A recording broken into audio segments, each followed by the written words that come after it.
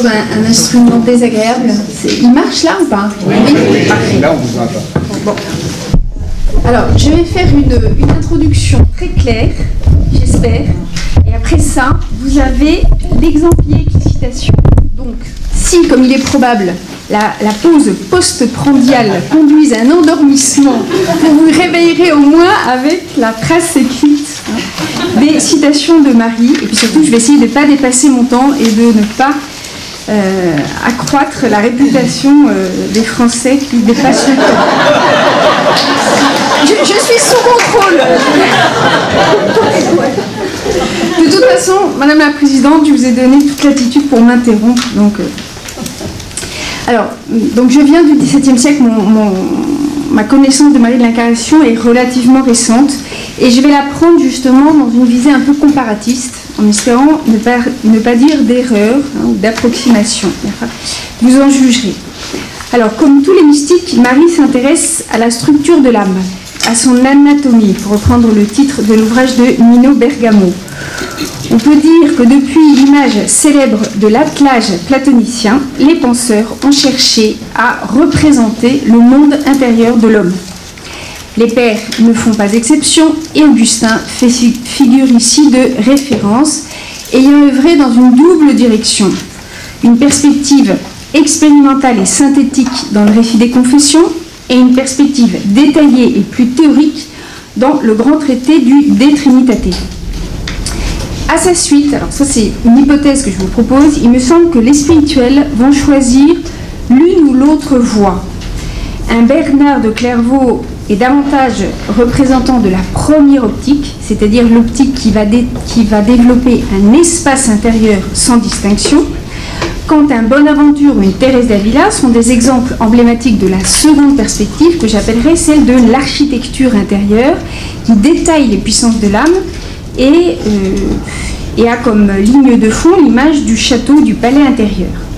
Il me semble que Marie Guyard hérite de cette double perception de l'intériorité et contrairement à beaucoup, elle ne choisit pas, mais elle embrasse les deux perspectives. Perspective de l'espace intérieur qui insiste sur l'unité profonde du sujet à travers les termes d'âme, d'esprit, de cœur, et perspective de l'architecture intérieure qui accorde toute son importance à la structure interne et détaille les puissances.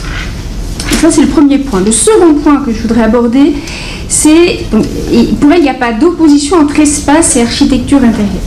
Le second point, c'est qu'il me semble qu'elle met en place une spiritualité de l'abaissement ou même de l'anéantissement aux accents proches de l'école française de spiritualité, dont il a été question ce matin, enfin qu'on a cité, et pourtant d'une manière différente.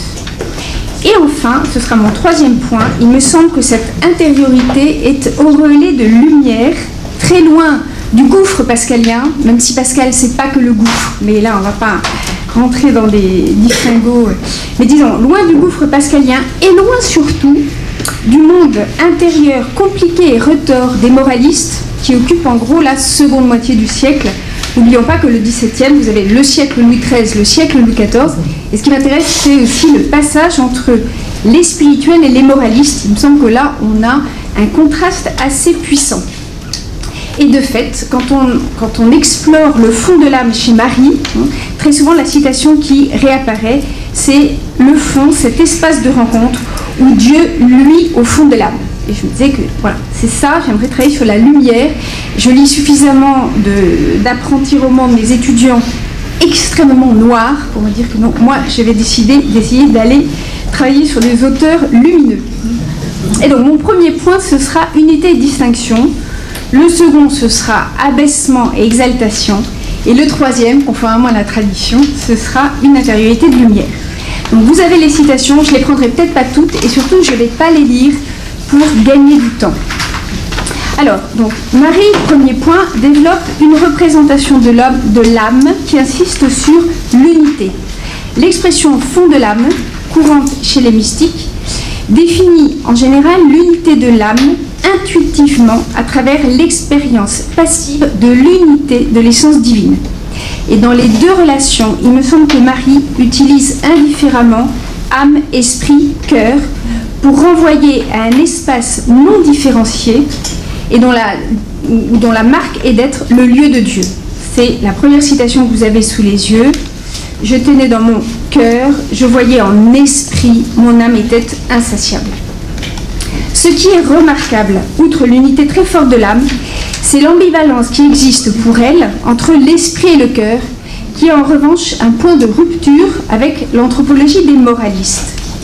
En effet, pour les mystiques de l'époque antique ou médiévale, il n'y a pas vraiment de coupure entre un pôle intellectuel et un pôle affectif.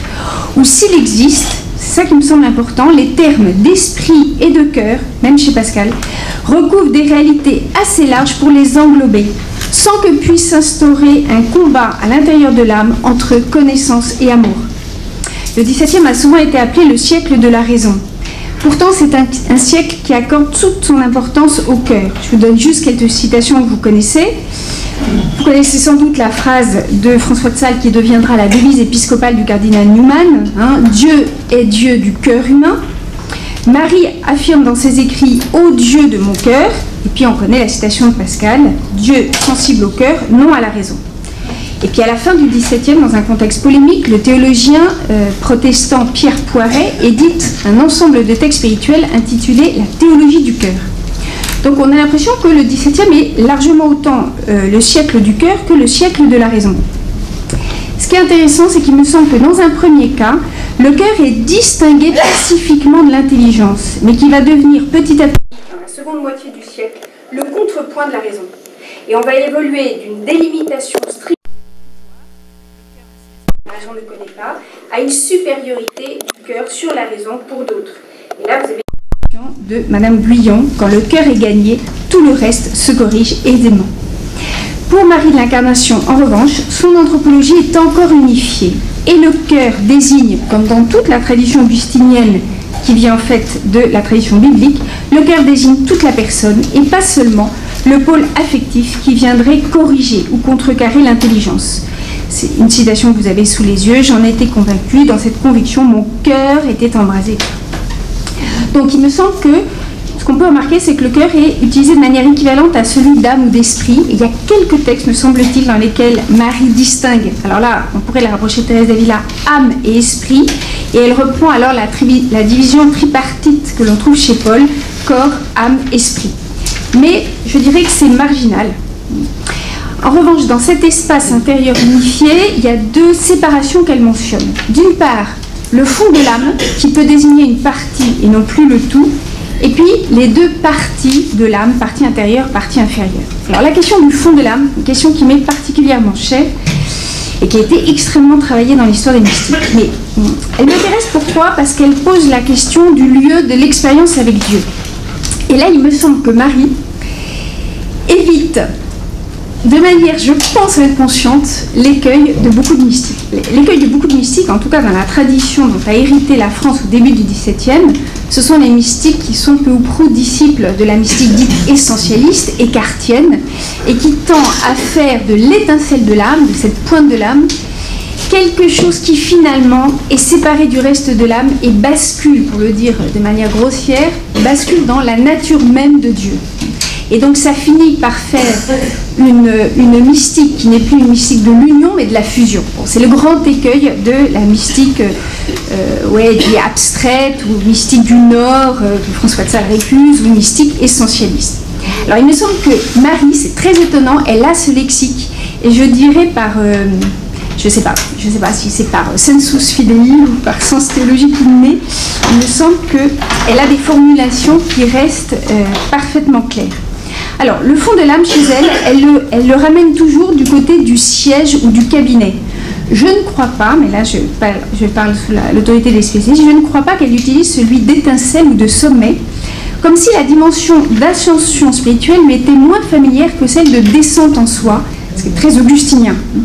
Et donc le siège ou le cabinet, c'est le lieu de Dieu, et c'est vrai qu'il peut demeurer illuminé quand le fond de l'âme est dans l'obscurité. Vous avez la citation, excepté en son fond, où est le cabinet et le siège de Dieu. Donc le fond de l'âme reste lumineux quand tout le reste est obscur. Mais pourtant, il n'est jamais pensé comme séparé ou juxtaposé. Je vous donne un exemple, ou un contre-exemple, qui est une citation de la perle évangélique, si vous en voulez d'autres. J'en ai plein mon ordinateur. Donc, une citation de l'auteur de la perle évangélique, ce texte anonyme du XIVe siècle, représentant de cette mystique abstraite. Au reste, en ce fond, l'âme est d'une telle noblesse qu'elle ne peut être nommée d'aucun certain nom, et est par grâce en ce lieu, s'il est loisible de le dire, une même chose avec l'essence divine. Vous voyez la prudence quand même de l'écriture mystique. S'il est loisible, l'auteur sent bien qu'il y aurait un problème à dire que là, l'étincelle de l'âme est une partie, en quelque sorte, de l'essence divine. Mais bon, alors, ces textes ont toujours été examinés au peigne fin, et d'ailleurs en général condamnés. Bon, il me semble que Marie évite, alors qu'elle reprend ce lexique, cet écueil d'une âme scindée en deux. L'autre séparation qu'elle mentionne, mais c'est une séparation quasi ascétique, et elle est très traditionnelle dans l'histoire spirituelle, c'est la distinction entre partie supérieure et partie inférieure de l'âme, et là, vous avez aussi une citation. Donc ça, c'est ce que j'appelais la première tradition, celle de l'espace intérieur. Mais il me semble que chez Marie, on a également la seconde perspective, qui est celle de l'architecture.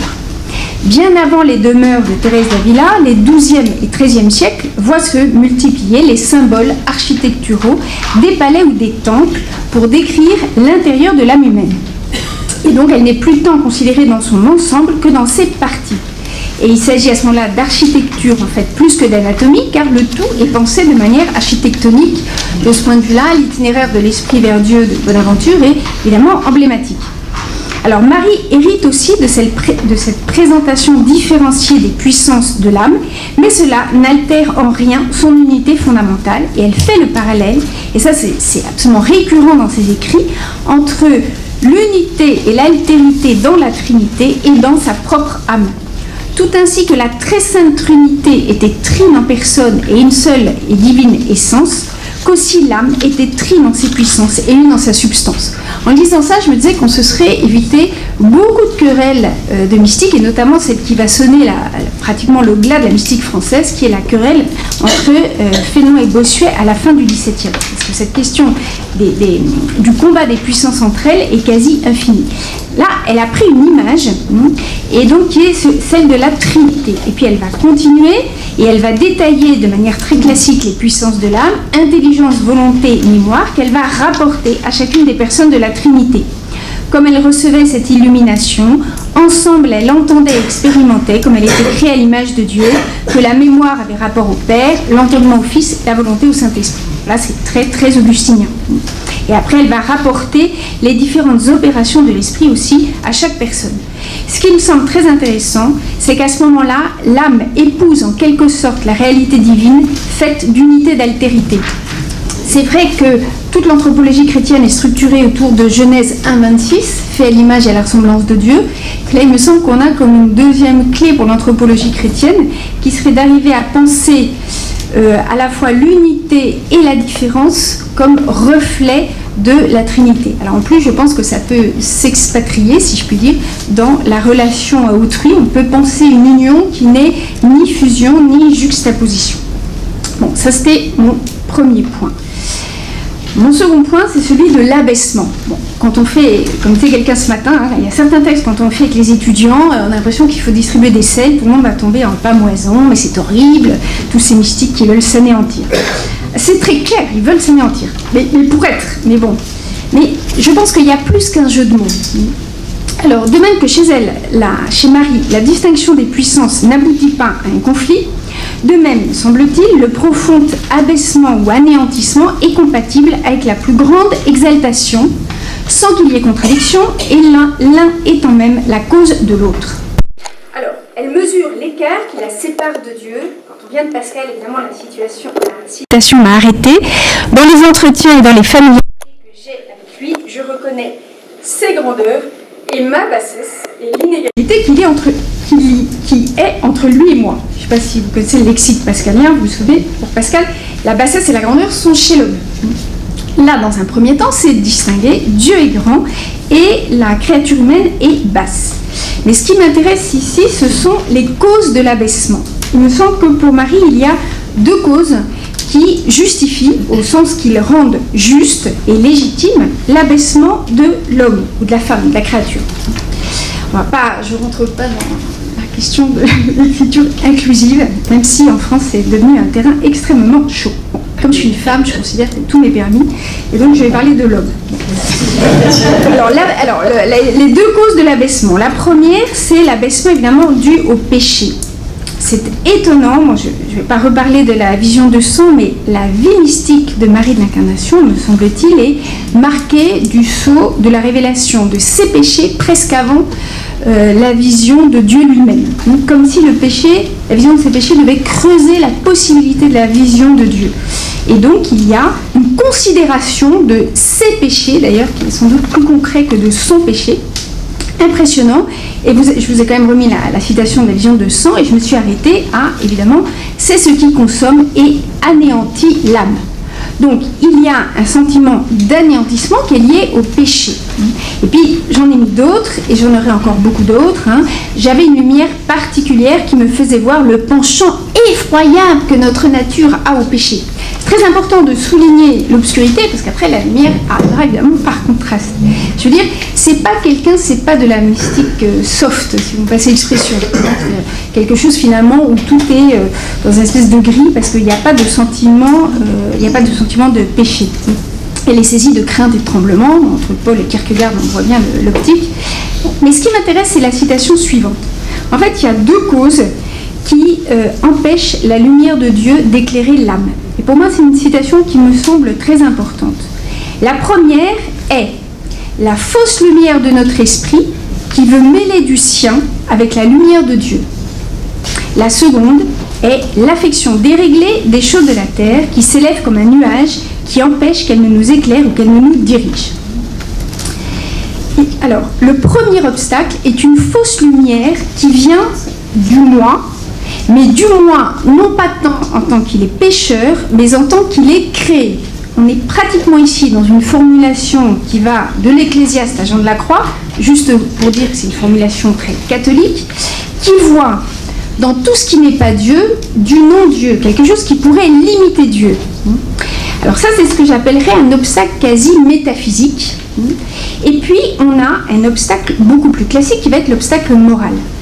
Comme je réfléchis sur la question de l'écriture mystique, je me demande si, et là il y a d'autres l'ont dit avant moi bien sûr, et notamment Jacques Maritain dans sa réflexion sur l'écriture de la mystique, je me demande si c'est pas le propre des mystiques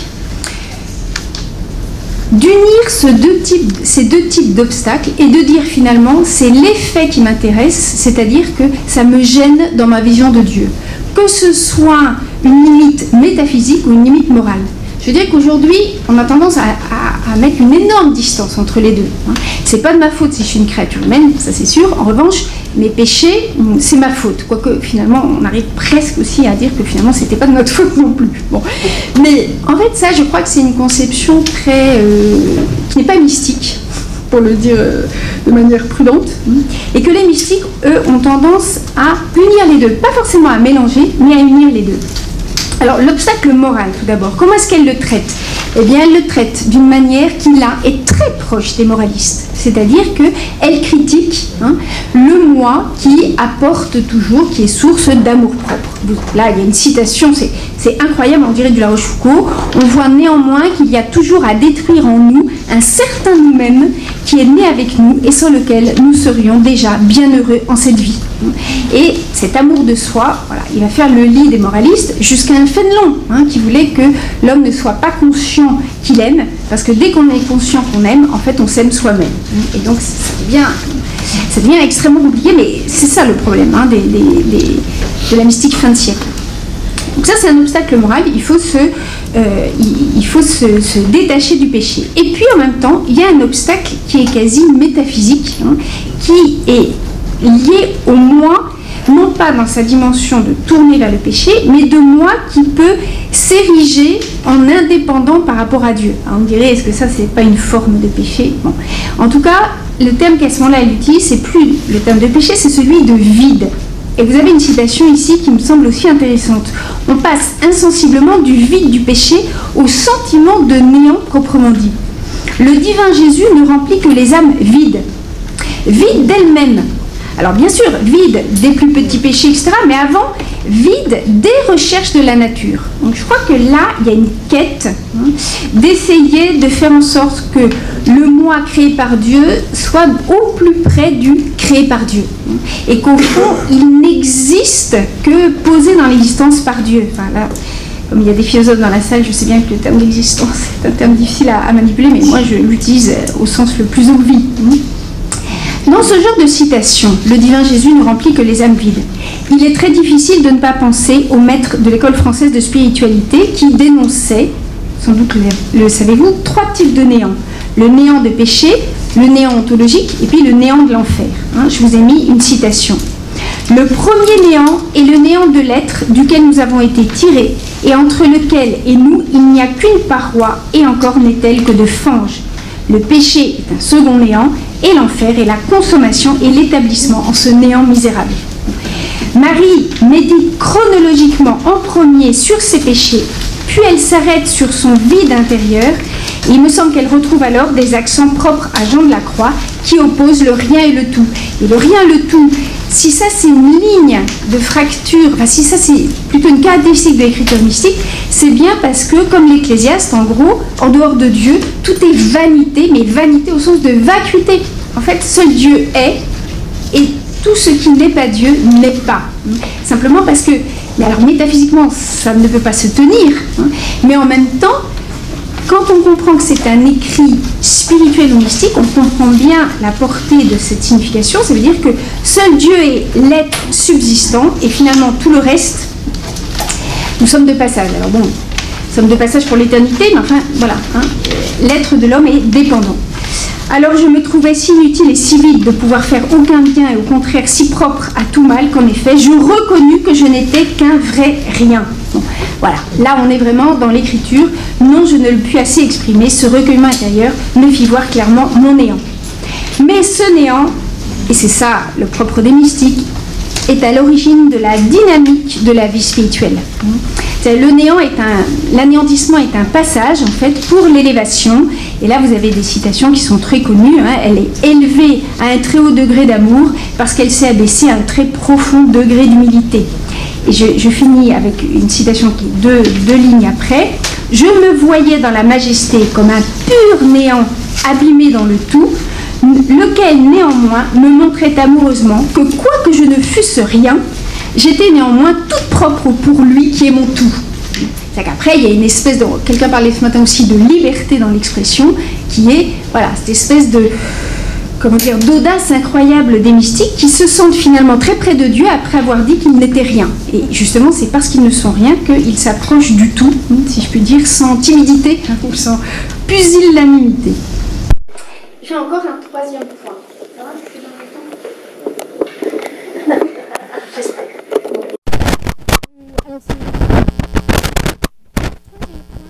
Question de la lumière. Et là aussi, il me semble important de souligner que l'intériorité de Marie est une intériorité de lumière, auréolée de lumière. Une lumière qui est celle même de Dieu, qui se reflète dans son âme, et celle enfin qui lui vient de sa perception du mystère, lequel est par endroits non plus le clair-obscur, mais le clair seul. Citation, « Je fus éclairé d'une si grande lumière de la divinité que mon âme ne pouvait la supporter. » Alors, il me semble que comme très souvent le discours sur la mystique est un discours obscur, ou en tout cas, pour beaucoup de gens, c'est un terme très galvaudé, le théologique qui fait peur, parce qu'il y a un côté institutionnel, disciplinaire. Alors le mystique, tout le monde est content parce qu'on se dit là, on est une espèce de nébuleuse, sans contour, et puis surtout, dont on ne voit rien, on ne peut pas vraiment être en désaccord, puisqu'en fait, on ne sait pas ce que perçoit chacun, et en général, on ne perçoit rien. Alors, non, il me semble que des mystiques comme Marie de l'Incarnation redonnent du contenu en termes de mystique. Il y a trop de lumière. C'est même étonnant. Il me semble que chez elle, la définition de la foi, c'est presque plus le clair-obscur. On a l'impression qu'elle est... voilà, il y a un afflux de lumière. Alors, cette lumière est d'abord celle de Dieu même. Alors, bien sûr, on peut penser au syntagme dionysien qui voit en Dieu le Père des Lumières. Mais il ne faut pas oublier que chez Marie, et de manière assez étonnante, me semble-t-il, le premier attribut de Dieu chez elle est la pureté. Dieu est pur, il est mère de pureté, ça a été rappelé ce matin, et c'est ce qui explique que Dieu soit lumière. Et là j'ai trouvé une phrase du père Cogniet, pour qui j'ai une admiration sans borne, mais je le lui dirai au ciel si j'y vais, parce que lui, je ne doute pas qu'il y soit. Mais il s'est posé une question en disant il est curieux de voir que dans son Pasteur solitaire, donc l'écrit de Don Claude, celui-ci consacre tout un chapitre au Dieu lumière, sans faire la moindre allusion au thème de la ténèbre divine, si cher cependant à tant de mystiques, à commencer par Jean de la Croix. Et je me suis demandé si là, c'était pas une influence de sa mère. Il me semble qu'il y a un Dieu lumière chez Marie de l'Incarnation qui n'est pas le Dieu de Denis. En tout cas, pas seulement le Dieu de Denis. Donc mon premier point, c'est que Dieu est lumière et pureté. Et là, vous avez aussi toute une série de citations qui vont dans le même sens. Et donc, comme Dieu est lumière, l'âme doit tendre vers cette trilogie. Qui est-ce qui pourrait exprimer les voies de la divine pureté et de celle qu'elle demande et veut exiger des âmes qui sont appelées à la vie purement spirituelle et intérieure? Cette clarté divine produit ensuite son reflet dans l'âme, laquelle devient à son contact lumineuse. Cette vérité me fit voir le divin commerce qu'ont ensemble les trois divines personnes. Mon âme était informée de cette vérité, on connaît la technicité du terme informée, d'une façon qui me fait perdre tout mot. Elle était abîmée dans cette lumière. Vous voyez que là, on est loin de l'obscur. Et donc l'âme, après avoir été créée à l'image et à la ressemblance de Dieu, il me semble qu'ici, elle est créée à l'image de la lumière de Dieu. Dans les notes de retraite des 10 jours de Marie de l'Incarnation, enfin reformulées comme telles par son fils, on trouve la liste suivante des attributs divins: créateur, libérateur, sanctificateur, bienfaiteur, pasteur, lumière, amour, etc. Et le 6e jour est consacré au Dieu lumière. Et ce chapitre, me semble-t-il, est d'inspiration très joannique. C'est le Verbe qui est lumière venu éclairer le monde, beaucoup plus que d'inspiration dionysienne. Donc chez Marie, la foi est lumière. Et il me semble que chez elle, il y a 2 discours sur la foi. Elle utilise le terme de foi, me semble-t-il, dans 2 sens différents. Le premier détaille le contenu de la foi. Et alors pour elle, évidemment, le contenu de la foi, ce sont, entre autres, les visions, les 3 visions de la Trinité qu'elle a eues. Et on voit que Marie perçoit les secrets de la vie divine. C'est une citation que vous avez sous les yeux. L'état que maintenant j'expérimente est une clarté, très bien, extraordinaire dans les voies de l'esprit suradorable du Verbe incarné. Donc on a un premier discours sur le contenu de la foi. Mais on a aussi un second discours, et ça c'est très intéressant, sur la foi comme lumière. Et à ce moment-là, Marie parle de l'expression de la foi nue. Et là, elle est très près des mystiques aussi écartiens. Il y a quelque chose de spéculatif. Elle mentionne les trésors immenses, rien de matériel. Elle est tout près aussi de la définition baudelairienne de la poésie. Mais bon, on a un discours sur la foi comme lumière. Et enfin, 3e source de lumière, donc Dieu d'une part, la foi, et enfin l'union. Et je conclus avec ça. Donc l'union, vous avez la citation, dans certains cas, les lumières imprimées dans l'âme produisent l'amour, dans d'autres, c'est l'amour qui engendre la lumière. Et elle finit par dire que l'âme peut être le ciel de Dieu. Bon, alors ce qui est une sorte de mystique inversée. Bien sûr, on peut penser au 7e demeure de Thérèse d'Avila, qui est pas loin d'avoir la même expression. Dieu a son séjour dans le ciel, de même il a dans l'âme une résidence où il habite seul. Mais l'expression chez Marie que je n'avais pas trouvée chez Thérèse, c'est celle de paradis de Dieu. L'âme peut être le paradis de Dieu. C'est là où il me semble qu'il y a une audace dans l'écriture des mystiques. Donc je conclus. Marie est une mystique qui, en raison même de son expérience de Dieu, fait coïncider les contraires. En elle, l'âme peut être une et trine, enfouie et surélevée, aux portes de l'enfer et le paradis même de Dieu. Ces opposés se trouvant conciliés en Dieu, ils le sont en toute âme qui s'approche de lui. Et c'est peut-être ce qui donne une touche assez spéculative aux écrits de Marie de l'Incarnation, plus proche, me semble-t-il, d'un Jean de la Croix que d'une Thérèse d'Avila. Mais surtout, ce qui m'a frappé à la lecture des écrits de Marie de l'Incarnation, c'est qu'elle éprouve d'une certaine manière l'expérience du ravissement de Paul, transporté au 7e ciel. Et ces écrits, relations comme témoignages, portent l'indice d'un afflux de lumière, lequel, s'il transcende les mots, s'y trouve cependant manifestement exprimé. Elle est alors vraiment Marie de l'Incarnation, de celui qui étant le Verbe incarné est avant tout le dit de Dieu avant d'être le non dit. Je vous remercie.